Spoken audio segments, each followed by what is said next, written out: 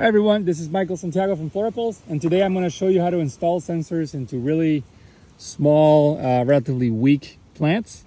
The trick to all of this is going to be this little bracket, which is going to hold the sleeve and help keep everything in place. It's a 3D printed attachment, and yeah, so let's just get started.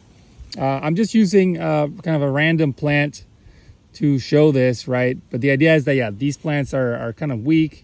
And so if you just put the sleeve in, it'll fall out and it won't work.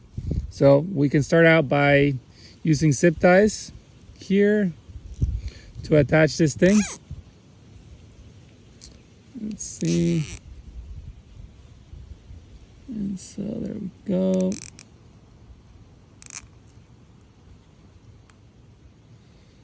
Looks good.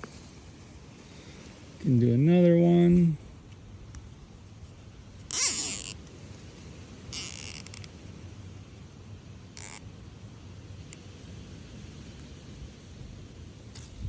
Yeah, that looks better. Let me just rotate it to show you better from the side. Cool. Then the next thing is we're gonna, well, clean this up a bit so these zip ties can be cut off.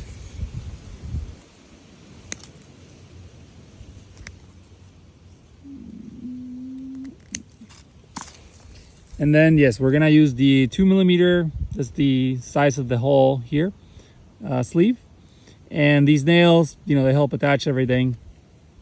When you do this, you can choose to go a little bit shallower. You don't have to go in all the way, but I probably recommend going in all the way, like pushing this in as far as it'll go. You want the nails to be kind of on the sides, right? So you want them to be vertical. And so it'll go in like this. And then, yeah, you know, here we can just press this in by hand because it's a pretty soft kind of wood. And this crop is probably on the smaller side of what I would recommend. Right, but again, it's just for demonstration purposes, and ideally you'd like to go in, you know, so that at least you get a good seal here. So this is probably not going in enough, but again, just for demonstration, let's assume that it went in as far as it needs to. Let's see, there we go. Let's see. So ideally, yeah, you would get this a little bit further in, but that looks reasonably good. Now we're gonna, another thing we got to do is just seal it. So we use the typical M1 sealant, and we can just put it, you know, you really want to push this in so it kind of gets in there. I'm going from the other side, and again, yeah, the point is to get it really in there around where the sleeve is. So push it so that it gets in there. Making a little mess is probably good. Another thing you can do is you could, if you really wanted to, you could put some epoxy around the sleeve to help it attach better to this thing, but that generally works out well. This is fine. Cool. And then, yeah, and so then at this point we can just go through our typical installation method. So I'm gonna use my drill to drill into this. You know, be careful, right? It's a weak plant, so we just have to go a little bit at a time. Let's see. All right, that looks good. I drilled into it. And then, yeah, just continuing with our typical installation, we're gonna use the mating compound.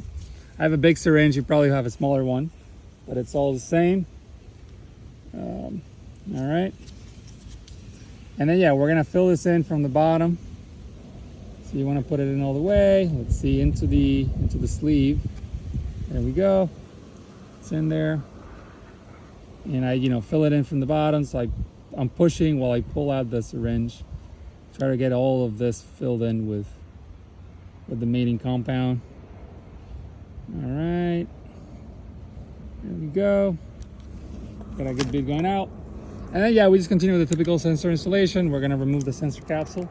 This is a used sensor, so that's why it looks like this. But again, just for demonstration purposes, you can push it in. And you wanna be careful here, but let's see, we can push it in. And yeah, follow through with the, you know, cap. The wires. Just being mindful to not harm the plant too much. I would probably recommend wearing gloves when you're doing this for obvious reasons. Oops, let's see here. And all right, and try to be as gentle as possible with the plant. But there we go. Now we kind of filled it in. As you can see, we're getting some leakage of kaolin. You might choose to not push the sensor in as far if that will help. But generally, this is like a really, really weak plant. So if you're installing sensors into anything that's a little bit more robust, you should be fine. You should not be getting these kind of leakages like that. And then, yeah, there you go. The next thing would be to just kind of insulate it. And that's it. Thank you for watching.